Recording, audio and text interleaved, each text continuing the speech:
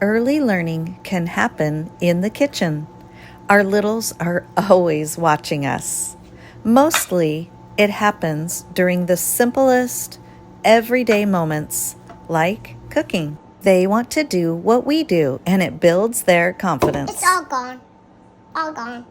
Pour milk and butter pans for fine motor skills. Choose a simple recipe. Mixes are great. Pour in the donut mix. Plop. Plop it? You can pour the whole mix into the bowl. Oh. Shake it in. Okay.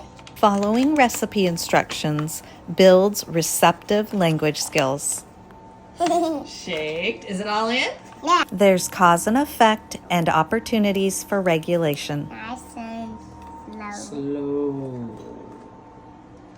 Slow. Slow. Slow.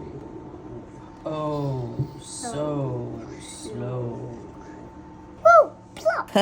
There's joy, discovery of new tools, strengthening of fingers, and repetition practice. Scoop. And woo! Plop. Let's do it again. Okay. Scoop and woo! Plop. Let's do it again. Attention to small details, Mommy. problem solving, and tasty treats and licks.